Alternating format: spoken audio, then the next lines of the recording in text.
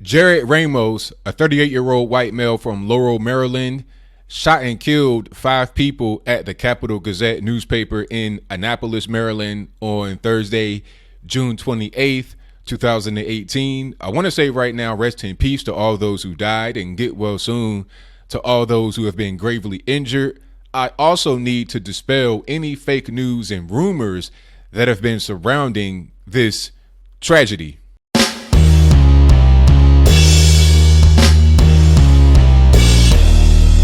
How's everybody doing? My name is Anthony Brian Logan, and today we got to talk about that unfortunate, terrible tragedy that happened in Annapolis, Maryland at the Capital Gazette newspaper. 5 people were shot and killed. I'll place their names and what they did at the paper in the box below so you're able to see it for yourself. Many others were injured. Hopefully they get well soon. But like I said in the beginning, we need to just break down what happened, why it happened, and dispel a lot of these rumors and fake news that have been floating around. First of all, the whole issue of guns has to be addressed. I remember you had a few of these shootings, and they happened with so-called semi-automatic, fully automatic weapons. The AR-15, that seemed to be the gun of choice for some of these people. The AR-15 was linked with school shootings, mass shootings, or whatever. They said, oh, we need to have a thoughtful ban on assault weapons and all this and that. And assault weapon, the definition of it, I suppose it been changed in Google. If I'm wrong about that, let me know in the comments. But the definition of it had been changed to include weapons that look like they may be military, although they're not. In this situation, that narrative can't be used. And there was a shooting that happened before this. I forget where it was, but it was a similar thing. I've not really heard about the so-called assault weapon since then. Now, I'm not taking pride in that. I'm not saying it's a good thing. I'm just telling you how the media operates. And I'll set that up for a little bit later. In this case, the guy used a shotgun and smoke grenades. So there's no military style. There's none of that going on. I don't know where you got the smoke grenades. I don't know what's going on with that. But the shotgun is pretty basic. I think even one person who is an anti-gunner said that all you need is a shotgun for your home. You don't need a so-called assault weapon. And here we are. It just goes to show that these criminals, they don't really care about the method of which they use to hurt people. They're going to hurt people. The best way for us to defend ourselves is by being armed. One of the guys that was in the actual building who survived, thank God, he said there's nothing more terrifying than hearing your co-workers and people in the building being shot and then the guy stopping to reload. If he's stopping to reload, he's vulnerable. At that point, he could be shot by somebody else in there that's armed. But unfortunately, that's not what happened. I don't want to blame anybody in there for that. I'll just leave it at that and move on to my next thing. Trump has been blamed for this by many in the mainstream media. Cenk Uygur and his ilk, people like him, have said that he has blood on his hands because he called out the media, said that they're the enemy of the people, all of this is that and the third. But anybody with a brain in their head knows what Trump was talking about. They know that he's referring to the fake news industrial complex that puts out very dangerous stories to the public that the public believes all the time. And there's never really any kind of retractions that mean anything. And the most egregious example of this is Time Magazine, where they put out this article, well, not the article, but the cover of the magazine. Even if you didn't read the magazine at all, you saw the cover of the little girl crying. This was one I dispelled in the previous video. I'll put that in the box if you want to check it out. But it was a little girl crying, a little Honduran girl at the border who had been detained with her mother. The media said that she was taken away from her mother, all of this and that. So they put her on the cover, and Trump was on the cover as well, and he's looking down on her. And then the little caption says, "Welcome to America," as in, well, I don't care about these little brown girls. They're crying.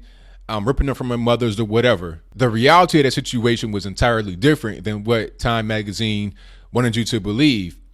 The mother was always there with the little girl, never been separated, and she had actually kidnapped a little girl from her father and left her 3 other children, ages 14, 11, and 7, back in Honduras.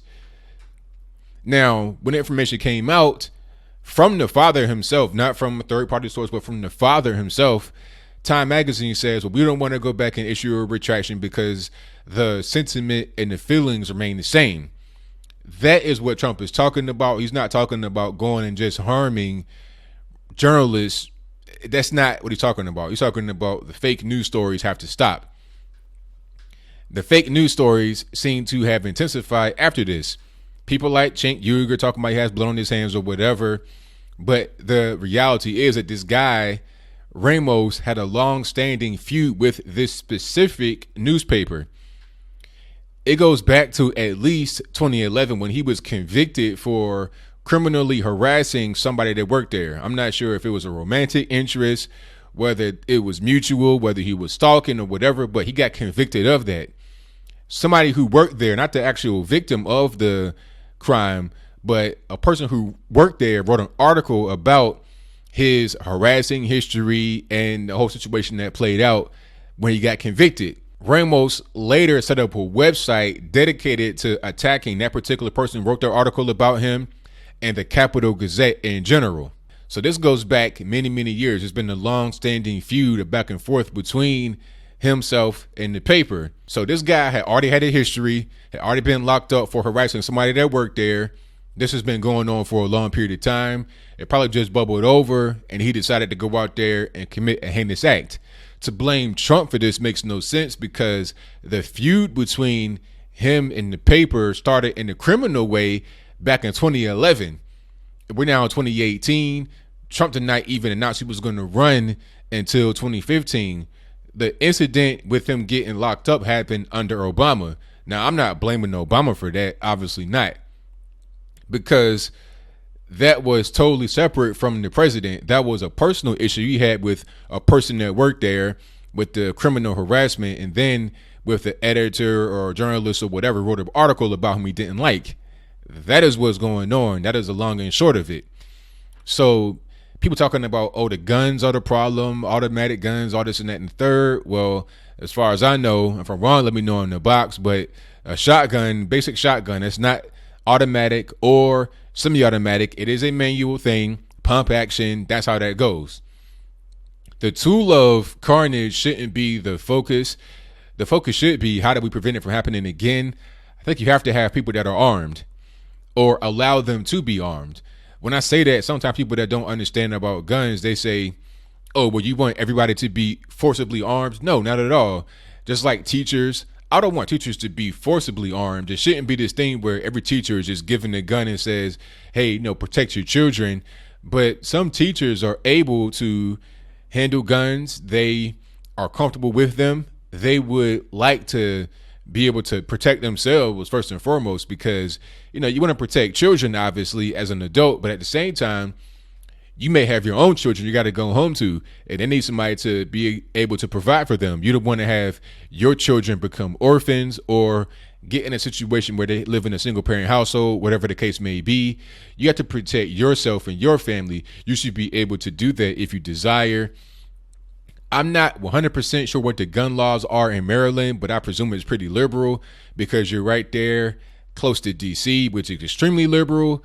So hopefully this just shines a light on the importance of being armed and being able to protect yourself. And once again, I say rest in peace to all those who died, but all the fake news and rumors and stuff like that need to get put to bed. If you want evidence what I just said about the guy's previous criminal history, about the article that was written about him in a negative way, about the website the guy had out there against the Capital Gazette, I'll place that in the description box below so you're able to read it for yourself. Don't just take my word for it. The information is out there, and we together can fight against this scourge called fake news. So what do you think? Do you think that Trump has blood on his hands for this because he has called out the media as the quote unquote enemy of the people? Do you understand what he's talking about? I mean, before I close, I just want to say one more thing. The media put out these fake stories is what emboldens people to go out here and do things that are totally against logic and totally against the security of our nation. Would there be any protest to so-called abolish ICE if not for that Time magazine cover, if not for the wall-to-wall media coverage? People like Rachel Maddow crying on air, quote unquote crying. I didn't see any tears, but I digress. Do you think they'd be out there doing that if not for that? I think these people are being juiced up. They're being amped up and energized by a lot of the fake news. They are told things they want to hear. It's to the point now where it can be obviously fake. They might even come on TV and say that it's an opinion. They'll take it as fact, and that can be very dangerous to the security of our nation. Do you think journalists should be able to say whatever they want to say? It doesn't matter if it's true, false, whatnot. They can pass it off as true. They can pass it off as false when it's true. Where is the integrity here? Where is the ethics here? I think people just need to slow down, pump the brakes, not get so caught up in this ideological war, especially the leftists, especially them, not just them, but especially them, and just look at things for the truth of the matter or the fiction of it.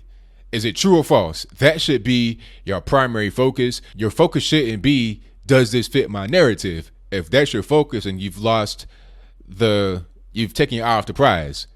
But whatever your comments are, please let me know in the comments below. And that's all I got to say for this video. If you like what you heard, please comment, rate, share, and subscribe. Peace.